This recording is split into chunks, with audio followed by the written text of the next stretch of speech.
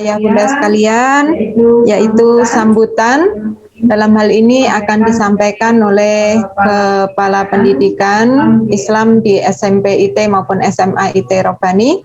Kepada beliau Ustadz Imam Syafi'i kami persilahkan. Bismillahirrahmanirrahim. Assalamualaikum warahmatullahi wabarakatuh.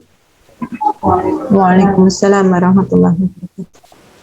Alhamdulillah. Alhamdulillahilladzi bi ni'matihi tatimmus shalihat wa bi fadlihi tatanazzalu al khairat wal barakat wa bi taufiqihi tahqqaqul maqasid wal ghayat.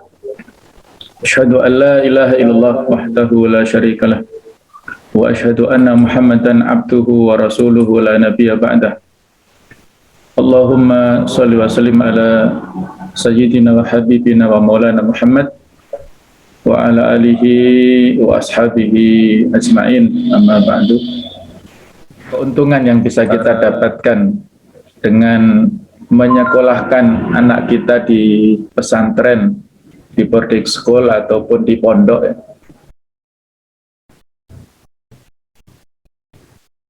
Kita bisa menitipkan, menyekolahkan anak-anak kita di pondok pesantren, itu adalah sebuah karunia yang harus kita syukuri, karena tidak setiap anak punya keinginan ataupun mau ya ditempatkan di pondok.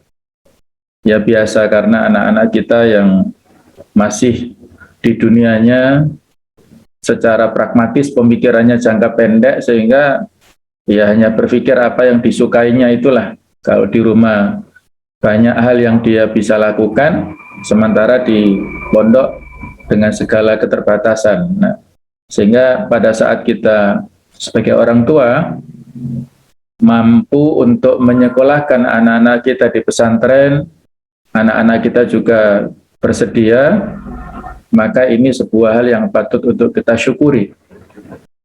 Perkembangan sekecil apapun, sesedikit apapun harus tetap kita syukuri. Setiap pesantren pasti punya kelebihan dan kekurangan. Tidak ada sekolah yang sempurna 100%. Ada sekolah yang fasilitasnya luar biasa, makannya juga mewah, kemudian sarana prasarana seperti di hotel. Nah, tapi kan harus diimbangi dengan biaya pendidikan di pesantren itu yang juga luar biasa, bisa berlipat-lipat ya dibandingkan dengan sekolah kita seperti ini. Dan kebalikannya ada juga pesantren yang sangat-sangat sederhana, makannya hanya lauk, ya yang sangat sederhana lah. Kemudian itu juga dengan biaya yang sangat sederhana. Nah, kita ingin di antara pertengahan itu ya, kita berusaha untuk menyediakan kemampuan ya, dengan segenap kemampuan kita, fasilitas ataupun makanannya.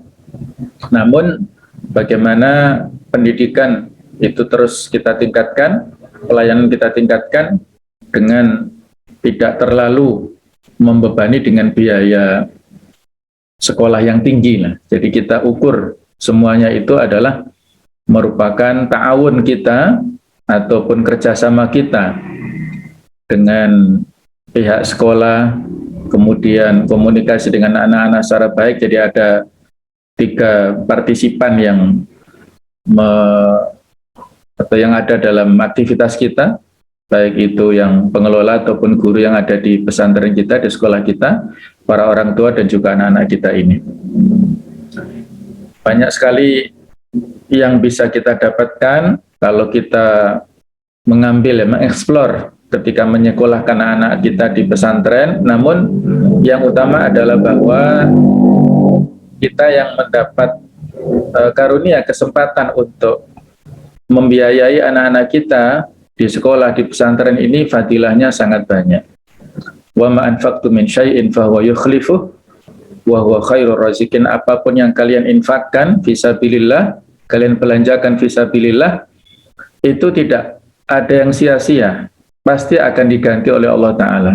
Jadi kita jangan berpikir biayanya besar, biayanya ini enggak, tapi selama kita mampu kita berupaya.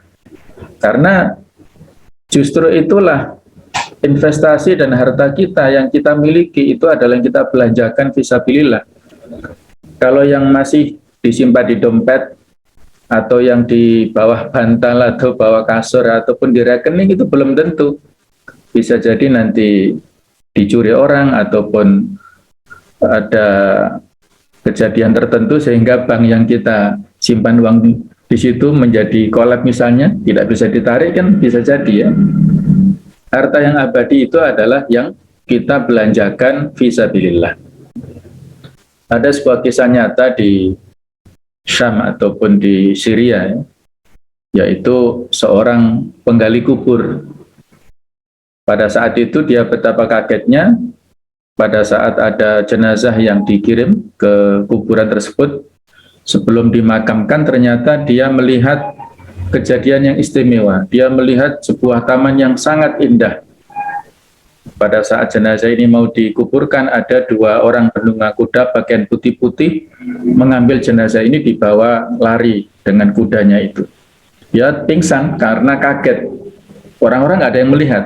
Dia sendiri yang melihat. Nah, kemudian ya jenazahnya dikuburkan. Jadi dalam pemandangannya diambil oleh dua orang yang penunggang kuda, tapi orang-orang ya menguburkan seperti biasa. Hanya selang mungkin 1 pekan berikutnya itu terjadi kejadian yang mirip seperti itu. Jadi ada jenazah lainnya yang datang, kemudian dibopong ya oleh jamaah. Pada saat mau dimasukkan ke liang lahat juga terjadi kejadian yang seperti yang sebelumnya. Ada taman yang sangat indah, kemudian jenazahnya diambil oleh dua orang yang menunggang kuda itu. Nah, ternyata ada ibu-ibu yang mengantar ya, dipanggil oleh pengambil kuburan ini. Bu, sebentar saya mau tanya. Ya Pak, ada apa? Siapakah mereka ini, Bu? Sebelumnya sepertinya keluarga jenengan juga, sekarang juga sama. Siapa mereka? Kata ibu-ibu ini, mereka adalah dua anak saya. Pekan kemarin itu adalah yang meninggal anak saya yang menuntut ilmu di sekolah, di pesantren. Nah, terus yang ini itu adalah kakaknya. Dia adalah seorang tukang kayu atau tukang batu yang membiayai adiknya di pesantren itu. Subhanallah ya, luar biasa. Jadi dua-duanya husnul khotimah.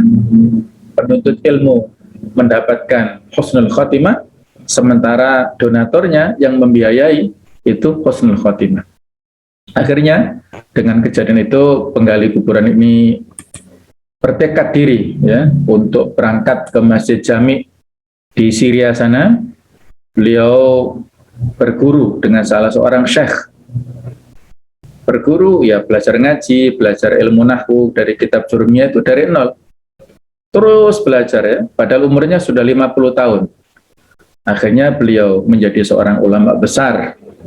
Di sana beliau adalah bernama Syekh Abdurrahman Al-Haffar. Nah, itu menjadi syekh terkenal di sana.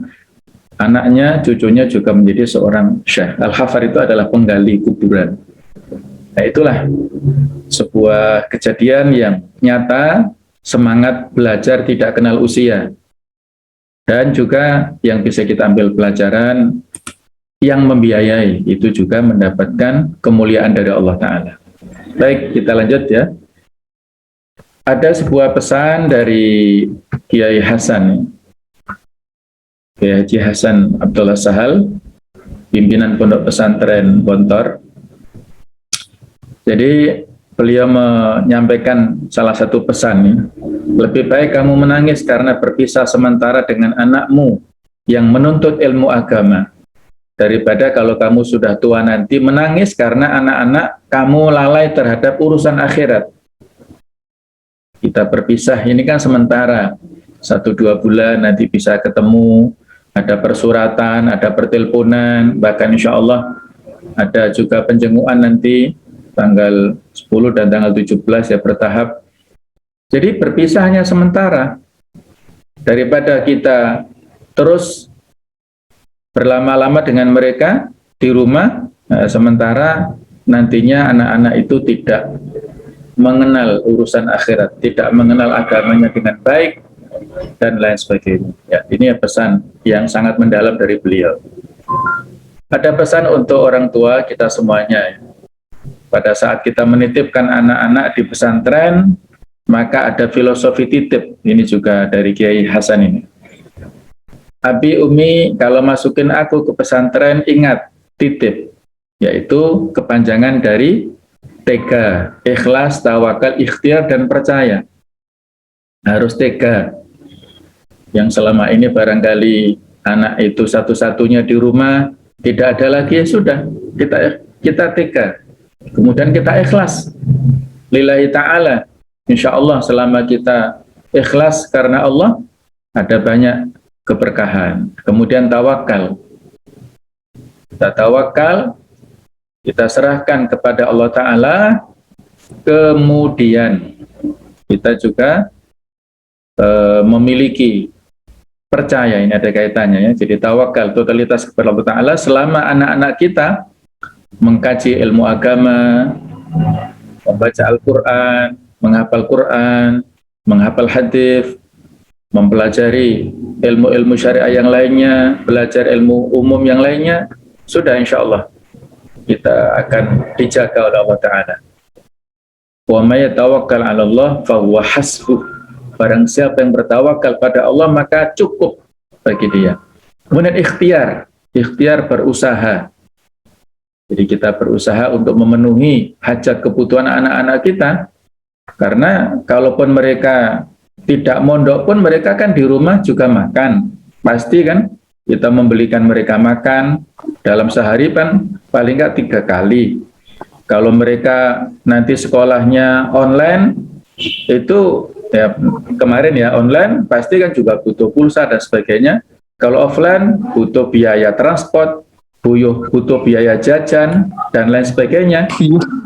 Nah, jadi itu yang kita alokasikan untuk anak-anak kita pada saat mereka tidak mondok, yang kita nggak pernah menjumlah total berapa kebutuhan. Nah, begitu pula pada saat kita titipkan anak-anak di pondok, pasti juga membutuhkan makan, membutuhkan minum, membutuhkan biaya untuk bayar listrik, ataupun untuk memberikan kafalah gaji kepada guru, dan lain sebagainya.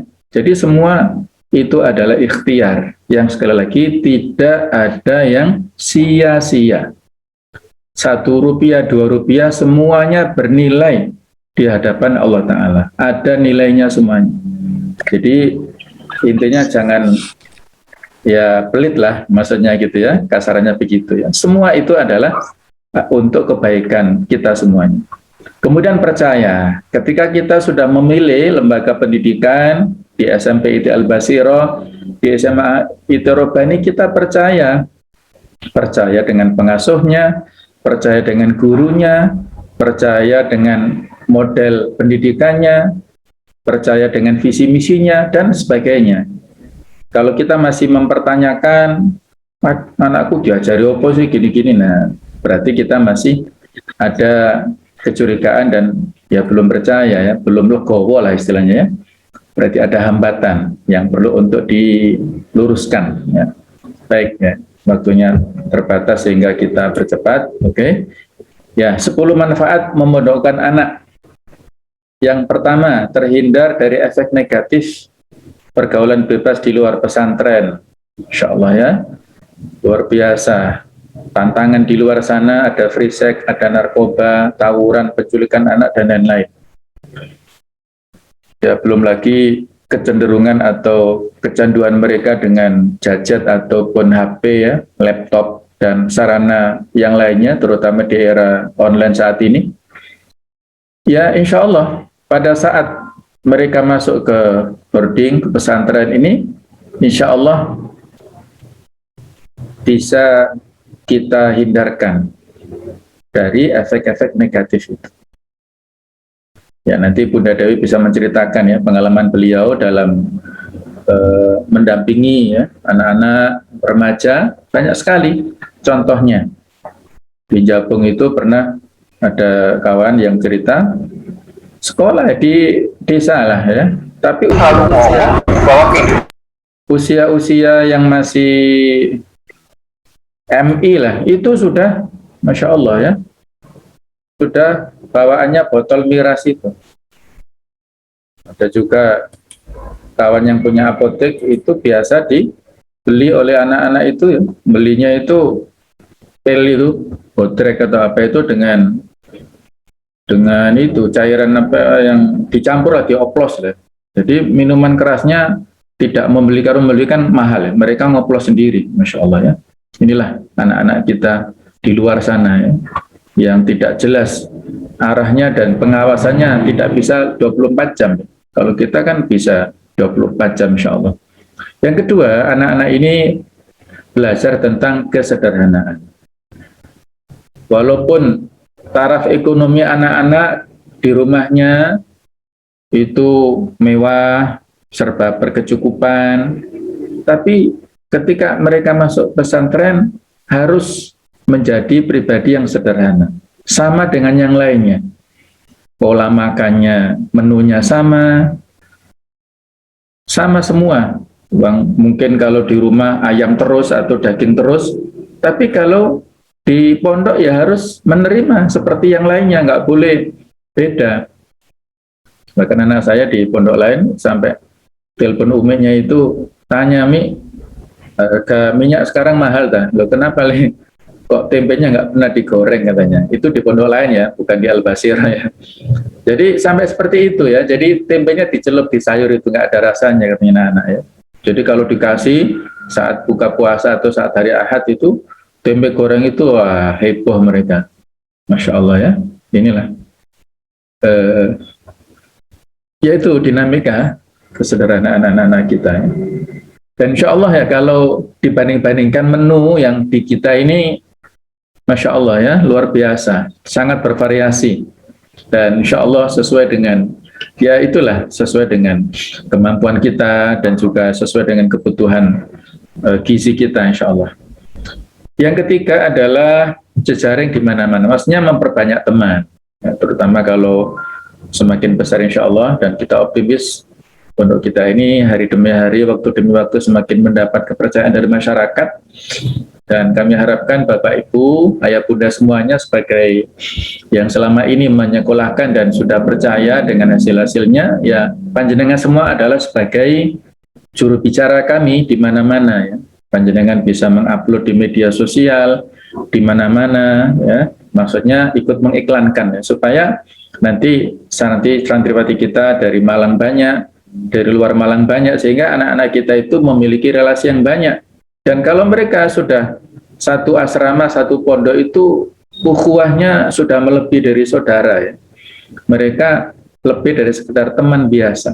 Ya sudah, mereka menjadi saudara di sini. Nah, itulah kita perluas ukhuwah. Yang keempat adalah melatih kemandirian. Dan anak-anak yang masuk pondok itu belum bisa melipat baju sendiri, belum bisa mencuci, belum bisa bersih-bersih tempat tidurnya, pokoknya wis kor-koran kempronya ya. Tapi hari demi hari belajar bisa mandiri, belajar bisa memenuhi kebutuhannya ya. Itulah kita latih kemandirian sedikit demi sedikit. Yang kelima, percaya diri itu akan terbangun insya Allah. Ada yang waktu saya lihat sendiri yang waktu masih awal-awal itu azan saja itu masih dituntun temannya, didikte sama temannya di BCI ya. Tapi sekarang alhamdulillah sudah lancar. Yang ada yang mimpin jamaah ya, mimpin doa bersama, itu kepercayaan diri yang terbangun di sini. Mereka belajar bersama. Semua yang ada di pondok itu tujuannya untuk tarbiyah, untuk tadrib. Jangan sampai kita melihatnya secara parsial, loh, anakku nang pondok diajari kongon dadi tukang sampah. Nah, biasanya ketika melihat anaknya piket, bersihkan kamar itu sampah-sampah, dikira dilatih untuk jadi tukang sampah lah. Itu kan keliru ya, kesimpulan yang parsial ya. Anakku nang pondok dilatih untuk jadi cleaning service misalnya, padahal sedang piket membersihkan kamar mandi.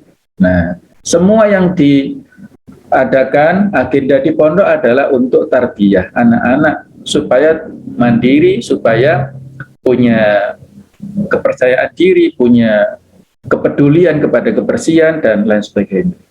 Yang keenam, belajar tentang dinamika kehidupan. Sering saya sampaikan kepada anak-anak, kalian di pondok ini adalah seperti miniatur di masyarakat. Kalian akan bertemu orang di luar sana seperti kalian bertemu di sini. Karena manusia itu macam-macam. Ada yang penyayang di sana, sebagaimana kita temukan di pondok. Ada yang suka iseng di sana. Nanti akan ketemu juga di luar sana orang yang iseng, orang yang suka jahil, orang yang suka ngerjai kita. Sebagaimana kita temukan di pondok ini, ada orang yang suka hasad, ada yang provokator, ada yang suka menolong. Semua tipe orang itu adalah miniaturnya ada di pondok.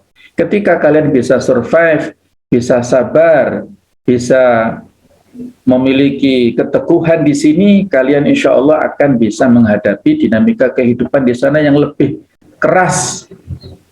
Jadi kita latih seperti itu anak-anak. Walaupun kita nggak mengajarkan kekerasan di sini, nggak sama sekali ya.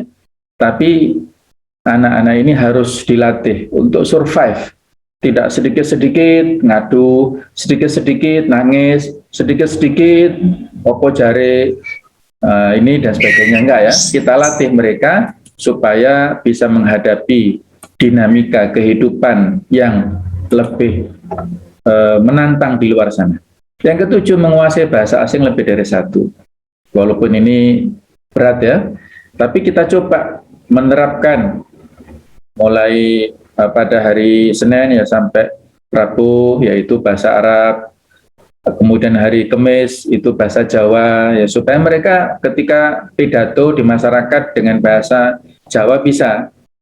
Kemudian hari Jumat sampai Ahad itu bahasa Inggris. Nah, itu coba kita terapkan, ada juga sanksinya, dan nanti bisa dilaporkan ya oleh Ustadz Adi barangkali bagaimana perkembangannya. Yang kedelapan, kita latih ya, bisa melatih dan menjaga kualitas ibadah menjadi lebih baik, tertata.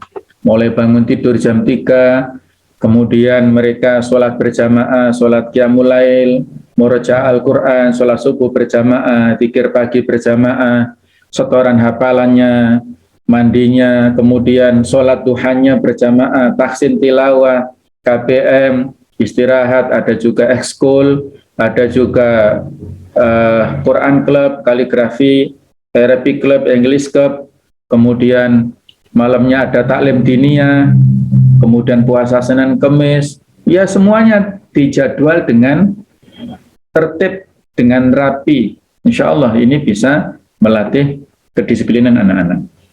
Kesembilan, menjadi penghafal Al-Quran. Minimal SMP 3 ya, tapi insya Allah Alhamdulillah anak-anak banyak yang lebih, ada yang sampai 13, hampir 14 kemarin. Tahun kemarin insya Allah mudah-mudahan tahun ini bisa lebih banyak lagi capaian hafalan anak-anak. Ini mohon dukungan dari panjenengan semua saat bertemu mereka ya, supaya mereka termotivasi. Yang terakhir, ke-10, membentuk karakter mental dan mindset pejuang masa depan. Jadi sudah kita sebutkan nomor 6 di sini ya. Jadi mereka supaya punya mental pejuang, mental pemenang, mental juara, mental untuk berfastabiqul khairat. Nah, jadi inilah yang bisa kita dapatkan manfaat. Yang lainnya insya Allah masih banyak. Perlu kita semuanya ya, pertama memohon kepada Allah Ta'ala untuk memberikan kemudahan, kelancaran kepada agenda kita semuanya, dan kita yang di rumah, mari kita dukung bersama dengan doa-doa terbaik kita untuk anak kita, untuk para ustadz kita, ya, untuk semuanya, supaya diberikan kelancaran rezekinya juga, ya, kelancaran semua hajat kebutuhan kita. Demikian yang bisa saya sampaikan, kurang lebihnya mohon maaf, seikhlas-ikhlasnya. Dina siratal mustaqim. Assalamualaikum warahmatullahi wabarakatuh.